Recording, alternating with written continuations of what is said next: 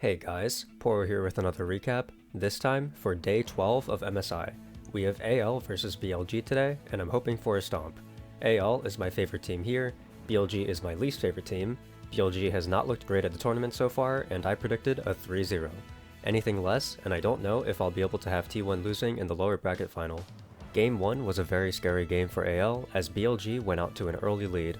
Beichuan was able to get both the bot lane and the top lane ahead, and with the Yorick behind, it felt like AL was on the back foot. AL traded grubs for first Drake, and then using those grubs, they went for an overload play by full sending it top, and taking 2 topside turrets to BLG's 1 bot side turret. Yorick is back in the game, but BLG now have 2 Drakes and still have the gold lead. After finding a pick before 3rd Drake, AL make the bold call to take Otacon instead, thinking they need the extra combat power before contesting anything.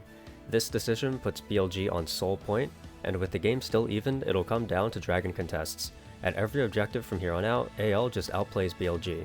A beautiful Bard ult at Dragon 4, a smite 50-50 into better raw teamfight at Dragon 5, and a big teamfight 3-for-4 into another smite 50-50 win for Tarzan at the Baron. Beichuan played fine, but Tarzan was just better when it mattered most. Knight proves once again that he simply cannot play Azir, and he was almost a complete non-factor late game. On's engages were either useless or way too fast, and the team couldn't find a way to make it work in the standoffs. Game 2 was a stomp in AL's favor. AL looks completely different against BLG than T1 did. T1 played better around the map and outclassed BLG, whereas AL is just taking the fight right to them and showcasing better hands and decision making. For every good engage On had, he also had a horrible engage, and BLG overall just overestimated their burst damage. On the flip side, Tarzan and Hope were playing amazing with their counter engages by playing around their Braum. Mechanically, AL was just much better than BLG across the board, and they weren't afraid to be super aggressive. I do think that Flandre played some of the situations too fast, like the Otacon and Baron. You could say that he's just zoning, but he was definitely still spacing too aggressive. The Otacon came down to a scary double smite with Spellbook, and I'm almost certain he didn't think he would belt that fast to rumble at Baron. All the situations ended up going AL's way anyway, so it's fine. Game 3 was Tabe giving me a nice little present, as I have been blessed with a short workday. BLG looked completely shaken in the first half of the game. Knight was collapsing mechanically, and they were losing every close fight. AL was 6k gold up with a massive Sivir, but they decided to make Game 3 fun by going for an aggressive pick on Beichuan. Hope had to take an aggressive path to get to the team and was shut down by Knight, which forced the game to extend as BLG then got a Baron and the gold was even. While the game was tense, realistically with Gwen, Sivir, and decent peel tools, it was borderline impossible for BLG to make their way into the backline, and the game was a slow burn as AL got another Baron and pushed their way in for the win. I gave On and Beichuan 2s for their mediocre engages and oversteps, and I would have given Knight a 2 as well, but he did a fine job after the messy first half trying to extend the game. With this win, AL have completed the sweep, proving without a doubt that they are the best team in LPL. Nothing Bin can say this time. I feel like this BLG team has to figure out a lot of things. Beichuan is an extremely aggressive jungler, and I don't think BLG's players have quite figured out how they want to play around that aggression yet.